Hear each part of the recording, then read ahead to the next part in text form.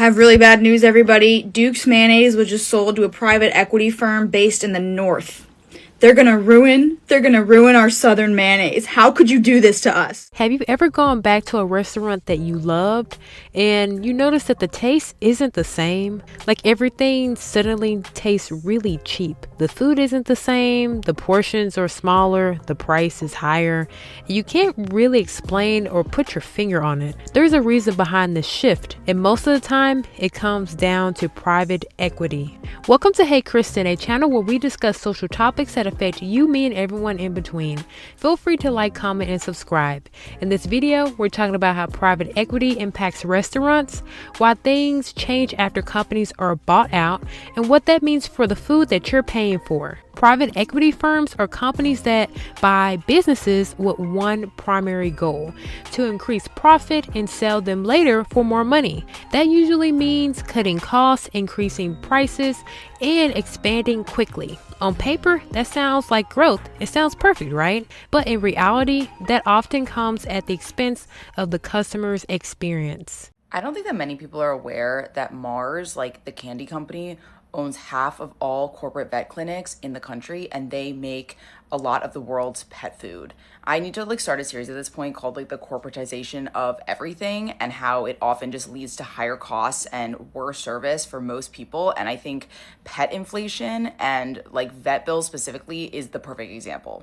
In the past decade, private equity and corporate buyouts of vet practices has increased from 5% to 25%, and it's even more aggressive when it comes to specialty care. Today, corporations control 75% of specialty vet clinics and emergency hospitals, basically all the places that you would go if your pet is sick. And like I said before, Mars, literally the candy company, is dominating this space. They are also the world's largest pet manufacturer, and so the company that is selling you food is increasingly the one that is also charging you for care, which is something to think about. And there is a general trend when private equity and large corporations buy up certain industries, prices get more expensive for individual consumers. And the numbers back this up. Since 2014, the average vet bill has increased around 60%, which is effective double the inflation rate over the same period of time. And anyone that owns a pet knows that you are probably emotionally committed to your pet, which means you're financially committed to your pet, which creates pricing power and allows big corporations and private equity to essentially exploit you, and because they know that you will pay a lot of extra money to take care of your pet. America's becoming the United States of Blackstone, and that's bad news for us. I'm Vivian, your rich BFF and your favorite Wall Street girly, and here's what's going on. Private equity is no stranger to bad press. What do you expect when you buy company/operating expenses down to the bone, make the service shittier while raising prices? They've done it with nursing homes, dentistries, and vets, but now they're coming for blue-collar companies. I'm talking the plumber, HVAC tech, and electrician. They use a strategy called a roll-up. Here's how it works. They go into a neighborhood and make an offer to buy Plumber A's family business. Plumber A is happy to sell his life's work for a 7 to 8 figure check. The PE company then repeats this with Plumber B, C, D, and so on. Suddenly, there's no competition, and the owners of the plumbing companies don't even live in the town, so the dollars are flowing out of the community. But this is super lucrative for the PE company because now they can sell this mega plumbing company for more money. So what can we do to fight back? 1, keep your family business in the family or at least sell to a local competitor. 2, make mindful choices when selecting your service providers. And 3, encourage more people to go into the trade so we have more skilled workers to choose from. One example is Whataburger. On June 14th, 2019, the brand was sold to the private equity firm BDT Capital Partners LLC. And after that, you start to notice a change in the quality of food. I can attest to this as a Texan and a long-term Whataburger fan. There is a difference in the taste now. I prefer In-N-Out because the burgers taste fresher and are cheaper in my opinion. Others have shared their perspectives on Whataburger and how they feel about the food that they receive. People note that there's inconsistency with the quality, there's slower service, and there is a change in the taste. Texas, I'm gonna be straight up. I'm not gonna lie to you right now. This is embarrassing. This is embarrassing for you. I went to Texas, the first thing I did, I ordered Whataburger. It was the worst thing I ever had. I made a video expressing that, and I got a lot of hate. You guys bashed me, told me that I needed to go to a different location. I shouldn't DoorDash at XYZ. Next day, I got up, went to a different location, went in person, and it was still bad. That was in Texas, where it's supposed to count. I just gave it another try in Georgia. Don't get me wrong, it's still not good. This was 100 times better than it was in Texas. Same exact order. They actually put cheese on my burger this time. Last time they left that part out. This time they actually put sugar in my sweet tea, which they also left out last time. The fries, it was like they were cooked, probably an hour ago. Burger, not very far behind it. I mean, I've tried to give this place multiple chances. This is the third time now, but I'm closing the case. Whataburger is not good. What makes it even more embarrassing for Texas is it's better 1,000 miles away from Texas than it is right there where everybody says it's the best. Go ahead and save your comment. If you're going to say I should have had the chicken whatever sandwich, it says what a burger. I wanted to try the burger. The burger was bad. Final rating for this place, 4.5 out of 10. Another example is Nothing Bundt Cakes. The company was acquired by the private equity firm KKR in March 2026. So last month. When people hear about this, there's already mixed feelings because most people are aware of what happens when private equity gets drawn into the mix with restaurants and businesses. Additionally, some people already had the perspective that Nothing Bundt Cakes was never really good to begin with and they tasted processed. The Nothing Bundt Cake situation is even worse than you thought. Yes, they're getting bought by private equity, but they were already owned by private equity for the last 5 years, since 2021. So when a lot of people said that they've noticed the quality declining over the last few years, they are on to something. Now, here's the thing. If you think the quality has been going down before, it is going to be a lot worse. Because the only reason that another private equity firm bought Nothing Bundt Cakes is that they see more opportunity to trim even more fat. Okay, to trim even more quality. So if you were noticing Nothing Bundt Cakes quality starting to decline before, get ready for the cream cheese to taste like nail polish remover now. Because the company will carry on whatever debt that the first private equity company used to get it. And now it will have even more debt that this second private equity company will pile on to buy it. Which means that they're going to just cut and cut and cut until there's nothing but. The last example is Sprinkles Cupcakes. At one point, it was known for being a premium dessert brand, high quality ingredients, a strong reputation, and even those cupcake ATMs that made it feel a little bit different than the other brands.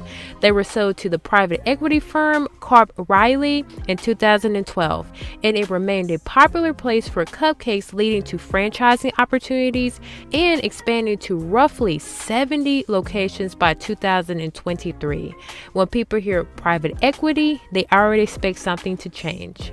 While many people enjoyed the cupcakes, some people shared their disinterest in their taste due to the infrequency of quality and the price per cupcake. Sprinkles shuttered in January 2026. I was part of the team that opened the Sprinkles Cupcakes at Downtown Disney or Disney Springs in Orlando, Florida, and here's some things you probably don't know. Stuffing the ATM was actually a very terrifying experience. It opens like a sewing cabinet, and so there are cupcakes that go into it. It operates like a vending machine, but there's cupcakes that go into it and then cupcakes that go into the doors. And while you're stuffing it, the doors would just start to close on you, and it was absolutely terrifying, and I hated doing that. Also, all the cupcakes that go into the ATM are the cupcakes that didn't get sold that day, so you're eating day-old cupcakes if you're buying them out of the ATM. In that vein, any cupcake that was imperfect or had we had to grab them like this. So every once in a while you would stab the frosting. Anything that was imperfect went into what we called the graveyard, and the graveyard is what we got to take home or eat as staff. Also, the song that plays from the ATM, the I Love Sprinkles, that plays in the store every 15 minutes. And then there's a whole extended wrap of all the flavors that were offered. And I used to know the whole thing. I don't know if they still have this on their menu, but you used to be able to put a whole cupcake inside of a milkshake, which was 2,000 calories. Also, you used to be able to get a sprinkle shot, which was literally just a cup of frosting. Who needs that? They did make all of their cupcakes, all of their frosting, and all of their ice cream in-house at the time. This was before they sold to private equity. So I don't know what changed, but I can tell you that as a customer, what I bought most recently was not what I used to sell back in 2016. But at Disney Springs, we didn't have a large enough facility to actually make everything. So the Tampa location would make everything and ship it overnight to us. The ice cream, the batter, the frosting, everything. And then we would bake on site. There was a correct way to fill the box. We always started with the lightest cupcake or a red velvet. So the red velvet was like the cupcake that Sprinkles made. So it had white frosting. That one always went first. And then any other white frosting or white frosting with Sprinkles went next. And then you could move on to like strawberry or caramel, ending with like the darkest chocolate. And if it wasn't in that order, your expo would like pull your box and usually kick you off the line. I got to meet the original owner when we first opened. There was a promotional video that Disney Springs was putting on, and she came to film while we were just like actively open to the public, and that was really cool. She's very, very, very nice. I oddly enough didn't know what Sprinkles Cupcakes was, but I knew her from Cupcake Wars as like a judge. So that was very cool. But anyway, working at Sprinkles and working at Disney Springs was a lot of fun, and I'm kind of sad that they're closed, but also if it had been sold to private equity, it probably was not as fun as it used to be. I don't know. Private equity just sucks. The uncomfortable truth is that as a customer, you are paying. You're paying for more, but getting less. And the worst part, it happens slowly, so you don't even notice it right away. You're getting smaller portions, lower quality ingredients, and less consistency in the taste. You might not notice the change at first, but eventually you start to question if you should even return and give your money. Because nowadays, money is very hard to come by. So why should you return to a place if you're not getting quality service in taste? The reason this keeps happening is simple: profit. Think of Mr. Krabs rubbing his claws together with money signs in his eyes. Private equity firms are not focused on long-term brand identity. They're focused on return on investment, efficiency, and scaling. At the end of the day, they're trying to turn a profit as quickly as possible. They already expect some customers won't return or come back. If the brand does not turn a profit, you might see it close down or shutter.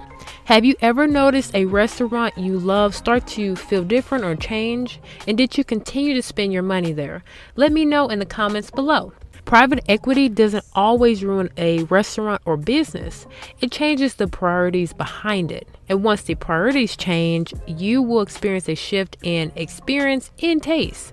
Just remember, the next time you go to a restaurant and notice a change in taste, it might not be you. It might be the business behind it. If you found this video insightful, you'll probably enjoy the one popping up on the screen now. See you in the next one.